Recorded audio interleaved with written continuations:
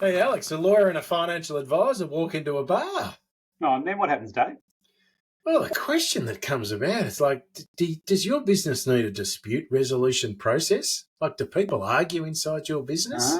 Dispute resolution process. This is where I shine. What a fantastic topic today. All you need to do is just sue everybody, right? You sue everybody, you go to court, and in court, you'll work it all out. The Yeah, judge bring it on. It's all very good. And the dispute resolution lawyers like me make lots of money. And then everyone, when they finish in court, everyone's really happy. Yeah, and it hasn't cost them anything. Yeah, that's right. It was cheap. It was quick. Yeah. And the resolution often was entirely just, and they think they got a very fair outcome. So happy days. Well, hang on. So let's kind of take that little step back. Yeah. Worst case scenario, let's go to court. But then it kind of comes back. And I reckon it's a really challenging one because sometimes, people don't want to talk about it. Yeah. But then you've got to go through the process from a human resources perspective. Yeah. You can't just sack someone these days because then it's unfair dismissal. But then, do you know what I mean? Then you come into your legal world as well. I reckon that's because people will receive and deliver information differently when they're trying to address when there is a dispute. And someone says you were abusive to me when you spoke to me, as opposed to, no, I'm just talking to you. I didn't take it that way. Yeah, right. I mean, I think the reality is conflict is inevitable. You're going to have conflict with your staff. You're going to have conflict between business owners. You're going to have conflict with your customers. You're going to have conflict with your suppliers. It's an inevitable part of life. You have conflict at home, right, with your spouse or whatever. But it's also a healthy thing. Yeah, absolutely. Yeah, and if you don't have conflict, it means you're avoiding conflict, and that's not a good thing. You want to be able to, speak your mind in all of those different relationships. Yep. It's really a question of, well, how do you manage that conflict in order to avoid? Because the worst possible situation is you all end up in court. You want to avoid that, and how do you manage your business in a way that minimises? And again, there's no perfect answer, but minimise the risk of having a dispute between the owners, a dispute with the employees. And I certainly think amongst the business owners that I know and work for, disputes with their staff or dealing, unfair dismissal and that sort of thing, managing difficult staff seems to be probably the biggest sore point that they have. Because so many people understand or know what the rules are about. Yeah.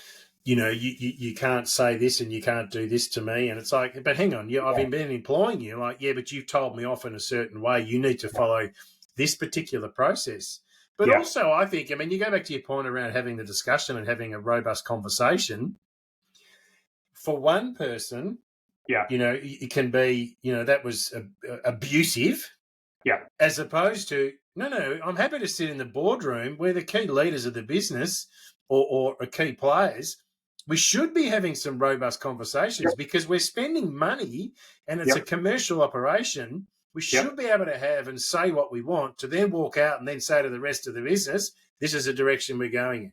Yeah, absolutely. You should be able to performance manage people. You should be able to manage the way they perform their role. Yeah. And we certainly see it seems to be on the rise as a general kind of culture and legal phenomenon that we see people who are kind of being performance managers saying, no, I'm being bullied.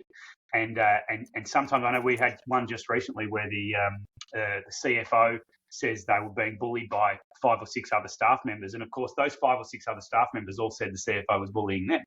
Yeah. So, he said, she said. Yeah, well, exactly. Yeah. And then the CFO left and then they had a crack I think the CFO was moved on and then a crack for unfair dismissal. So, in fact, it was for what I call a general protections claim, which is just saying that you discriminated against me in some way. So, you're bullying me. No, I'm bullying you.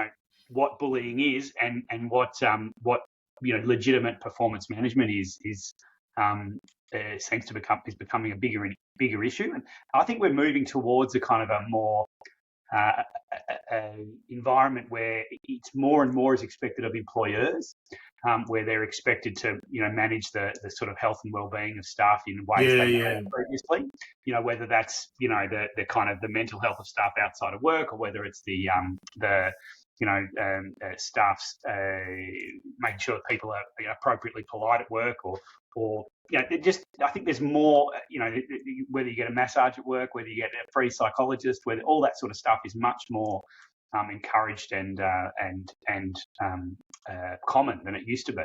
But I reckon that's a hard part. So the topic that we're talking about today, does your business need a dispute resolution process? Yeah. And I reckon that's a really hard one, because to put that expectation back upon the employer, there's almost like, oh, well, you're being compensated for a particular role that you are capable of doing when you were first engaged. But then there just seems to be so much of this sort of, but also when I come in, and I know people spend a lot of time in their work environment, but it is really hard. And that's why I just think it is being clear for the business owners to understand, one, what are their obligations, and what are some of the steps that I probably should take that it doesn't lead to a point where you're saying, bring them in, we'll go to court on them. Like, I reckon it's a really difficult one. And then also, as your business, if it's growing, or if it's growing very rapidly, there may not then be the consistency around how should we be looking and addressing some of these issues. I reckon that's a real challenge too, because the business owner may be very entrepreneurial and real driver and good with people, but sometimes they need that second tier and third tier person that sits behind that then, kind of just puts things back in order as they work their way through. And they're like, sometimes some of the management can be just completely oblivious that they've upset someone along the way. That's just their personality. And it's the second person that comes in that says, look, Alex, David didn't mean to say that. What he really meant to say was this. Yeah, absolutely. And make sure that they've got an employment contract, or make sure that they're getting, paid their entitlements and all of that stuff that sometimes other people can be a bit sloppy about. Yeah. I think a lot of that, some of it anyway, is about generational issues. Oh, absolutely. Yeah. When you're people in their 60s, particularly people who started a business in their 60s, they might have a different view than someone who's joined the business recently in their 20s. And, they've been through it. I know in my profession, the legal profession, junior lawyers often have a pretty hard time. And so we all had a hard time as junior lawyers. And then sort of psychologically, I think we expect the junior lawyers will still have a hard time, and maybe a hard time. You sort of, it's not, you pass it on. You don't mean to, but you sort of do.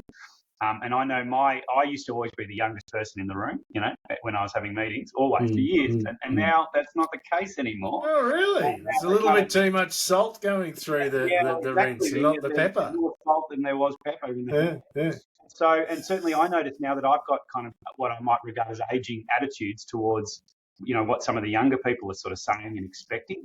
And I think, frankly, it's a bunch of rubbish often. And I think, oh God, I've become the guy who's like, who's got the old-fashioned attitudes, if you like. God, try and deal with some teenage children. Well, yeah. Oh, Dad, you can't say that anymore. Yeah. Oh, yeah, right. Sometimes I just say stuff like that just to get a rise out of them. But like, it's a really different. I mean, the way you and I may communicate together may be very different if you're communicating with a 25-year-old.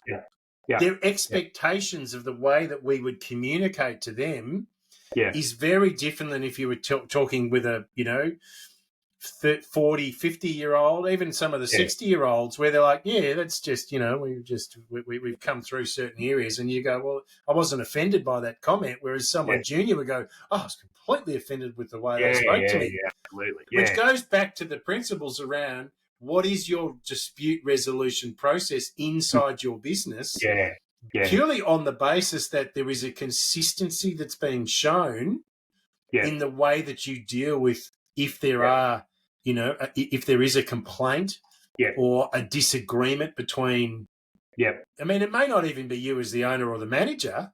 It may be two of your team members that there's a dispute between them. And you're like, you guys need to sort this out. Like, but you can't. There's a point where it's difficult to then just say, well, you guys sort it out. Well, hang on, he said, she said. Yeah, and you don't want to then come in and try and work out who's right and who's wrong, if you like. Correct. I think in the terms of what can you do in terms of a process, there's no magic bullet to avoid disputes, but there's good practice. And certainly in my experience, I've found that if you have, on the first instance, you have good documents, so that, you have a good employment agreement, you have a good partnership agreement, you have whatever the documents that sit behind the relationship, a good supply agreement, a good customer, a good terms and conditions, whatever it is, that's a starting point. And then you also, on top of that, have a process. So a lot of disputes are resolved or avoided or better managed anyway if they're part of a process. So rather than get cranky and and yell at someone when you've cracked it. You say, okay, well, if we're having an issue, let's have a meeting, and we'll have a discussion, and we'll have a third party there, and we'll take some notes, and maybe write a heads of agreement about what the issues are or whatever it is. You have a process that you go through, and same with reviewing staff.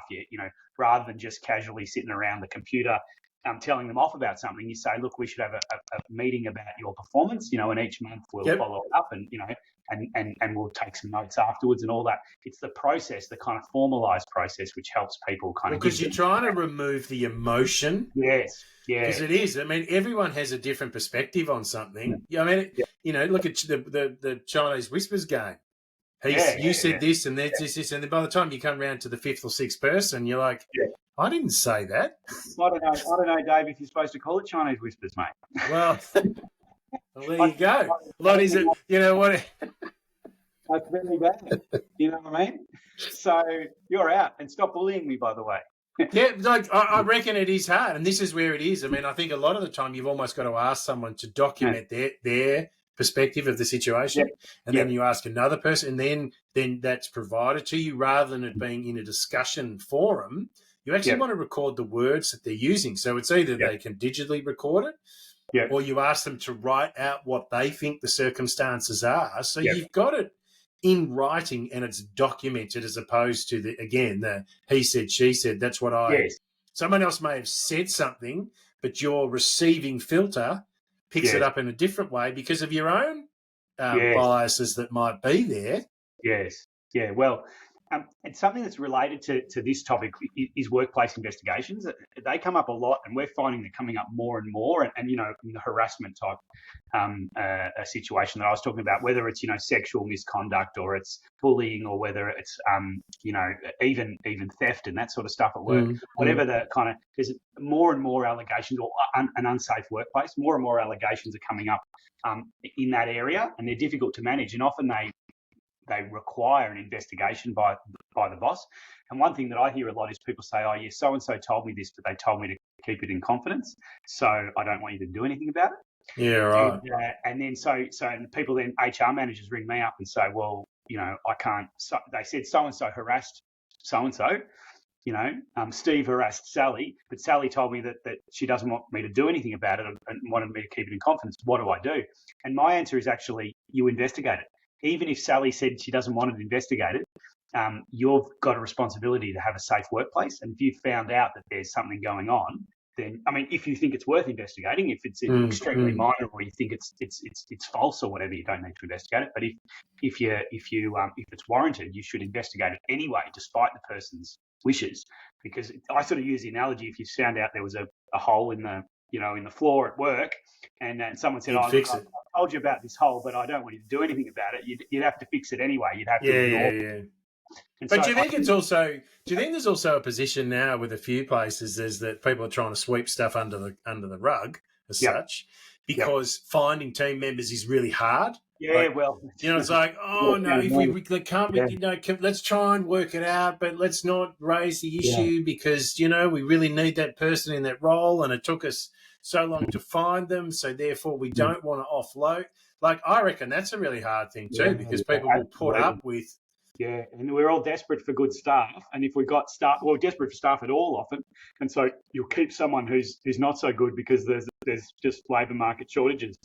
It's a real dangerous thing. Almost all of the time, the feedback I get from clients when they're having trouble with a staff member, they usually hold on to them for too long, even in the context of staff difficulties. And I've been guilty of this as well. Hold on to them for too long, and when they're gone, whether they resign or you move them on, you're happy they went, and the place is better without them. Correct. And some of your team members come up to you and go, "Oh my God, why is it taking you so long?" Yeah. That's a really hard one, which again comes back to the principles of the discussion for today is around, a dispute resolution process. And it's a bit like, you're being forewarned, what do we do? Yeah. What is our process? Because as you said at the start, there will always be an issue. There's always going to be some form of dispute. Yeah. It doesn't matter who it is. Whether, as you said, business or personal, it's like, okay, so how do we address some of these scenarios without it kind of blowing up? And if at least you're employees understand that there is a dispute resolution process, yes, they can access it. And again, this becomes really difficult when you're a smaller business. To have some of these things in place, and it's really, like these compliance requirements. Employees could potentially, especially difficult employees, could use it as a weapon. Absolutely. Right? So you can say, I've lodged a complaint against so and so, and then they've lodged a complaint, and then there's this kind of, and you got to investigate both of them or whatever. But I would counsel people, just if they've got a process, just follow it. And if your decision is that it was a rubbish complaint, it's unjustified, make that decision and move on. Follow your process and just do it and be confident. That's why. But is the key advice in that situation that you would give people is to make sure that those discussions are documented, date and time stamps, kind of thing. Yeah. We met in this, like being really clear. It's a bit like from a financial advice perspective. The commentary that always comes back from the compliance people. File notes. You need to record the discussion you had with a client. Yeah. Because that will be the thing, rather than your recall from memory. It's like, no, I wrote down what my thought process is and why we've taken that decision. And I think in any of these circumstances, it's really important to have that in place too, that you're recording. And also potentially you're not having it in a position that there's just the two parties in the room. Yeah. Sometimes you want that third party to give you that's like, no, that's not what they said. Yeah. Well, you'd hope to get to a position where, what was said in a room is not the crux of the matter. I mean, if it is, then obviously having a third-party witness or whatever is helpful. But, you can after you have a meeting, you can summarise the meeting in an email that gets sent to the person or to all the people. And that way it's all there. Everyone can see the notes. It's not just private notes. And that's not very hard. It's good practice anyway when you have a meeting with someone to afterwards send them an email about what was discussed. Yes, this is what I thought you'd said to me. Yes. This is my recollection of our discussion. These are the agreed steps. If there's any difference between what you think what I've written here, then please. Yeah. So again, this comes back into your dispute resolution process to make sure that you are documenting the discussion, the agreed outcomes, and the time frame that things need to be addressed. Yeah. And any other follow-up. Don't be afraid to make decisions. Even if someone doesn't like them, you might have some agreed outcomes. You might have some outcomes that are not agreed, right? Correct. That's okay. I'm the manager and I've made a decision and that's part of my job. In fact, I'm obliged to make decisions. I'm obliged to use the power that I've got to promote the well-being of the team, promote the commercial success of the organisation, and to make the place a safe place. And so, I think I know a lot of employers that I act for and that I know feel like they can't make any decisions, feel like they can't move staff on, they've got to keep them, they can't, that they're sort of hamstrung by the kind of rules, if you like. And they're fearful that if they do something that goes the wrong way, I mean, you hear it all the time, people go, I reckon that's definitely one that's going to something's going to come up at the Fair Work. Yeah. Like they've just got that sense about them sometimes, and it's hard for some of them. I'm not encouraging people to do the wrong thing by their employees, but the reality is, like an unfair dismissal, the maximum you could ever have to pay for an unfair dismissal claim is 6 months' salary, and that would be the worst of the worst. The most common, I can't remember what the statistic is, but the most common something like between 2 and 6 weeks. So, the common outcomes for unfair dismissals are, sure, it's money and it's bad, and you might have legal costs on top of that, which would be bad as well. But ultimately, if you've got the wrong person in your organisation, if you're paying 2 or 4 or 6 weeks to get rid of them, it's cheaper in the end, really. Yeah, absolutely. So is that one thing that you've encouraged? Like, say, for instance, you had a client that's called you that says, look, Alex, I've got this situation here. What do we do? Are they better to be proactive and say offer that employee a month's salary to basically walk out the door, as opposed to, well, I'll treat managing them up and do this and get to a point that 6 months down the track, they're still around, they're still causing grief, and now you've actually got to sack them, which then can cause legal issues. I mean, I agree with you. Part of it is, it's like, well, why should I have to pay this person 4 weeks' salary to leave when they're an idiot? It's like, well, you just might have to. Like, you got to cut your losses somewhere, and sometimes it's a more cost-effective approach than hanging on to them. Well, that's true. I mean, I'm not suggesting necessarily you offer people, up front. I'm saying what you do is you manage your workforce, and if somebody's not fitting in and not working out, you tell them and give them an opportunity to improve, document it all. If they can't or won't, then you move them on, and then that's good for them, good for you. It's no good. They're not going to prosper in a place that they don't fit in. Yep. And then if they take an action against you, you deal with it. I believe in giving employers the sort of skills, power, and confidence to manage their workforce. They have to be able to do that, and that might be to manage the workforce to make it safe for the rest of the employees. Like, it's not all about necessarily trying to make tons of money or trying to exploit their workforce or whatever. It's actually, you need to be able to manage your workforce appropriately and strongly. And I think that the rules you're still able to do that. And at worst, if you get in trouble for doing the wrong thing or get sued, your exposure is actually in the unfair dismissal jurisdiction is actually relatively small. So yeah, right. I think often people are more fearful than they need to be.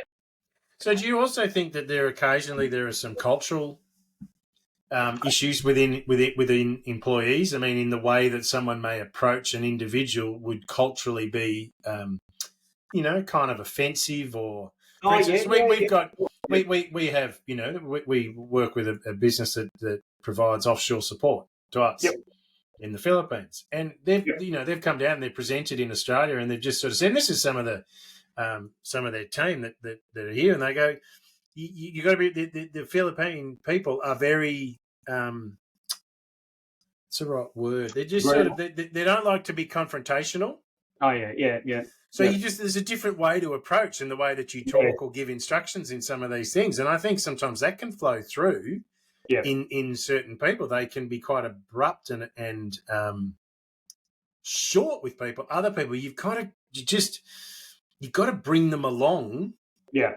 In certain ways, and then there's potentially going to be language issues. I mean, we're a country with multiple people that English is not their primary or their first language; it's a second language for them. So again, I think there's also that balance that when you're looking at your dispute resolution process, potentially you need to take those sorts of circumstances into account as well, because it's easy to assume that everyone understands because you've come from a particular background and English may be your primary language.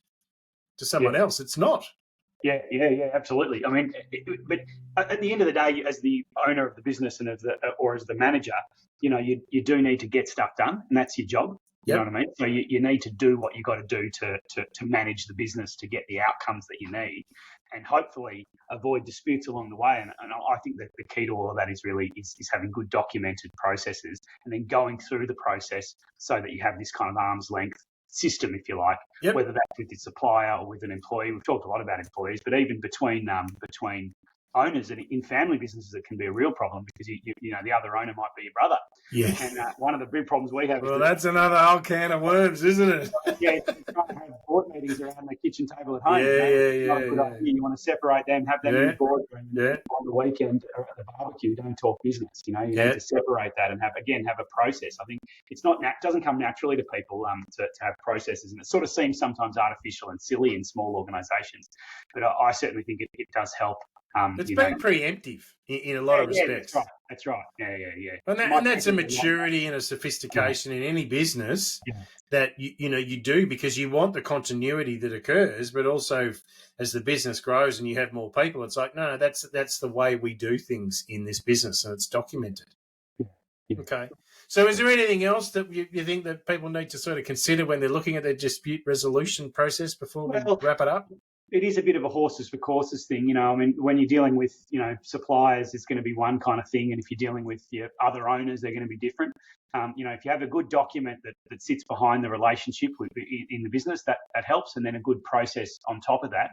And then really it's just about kind of being able to communicate with people, as so many things are. But I certainly find on the whole, you want to take a tough line and run your business well, but, compromise is the name of the game. And if you need to compromise to resolve a dispute, you're much better off doing that early than escalating things and coming to someone like me. And once it's escalated off into a certain point, the only way to sort it out is in court.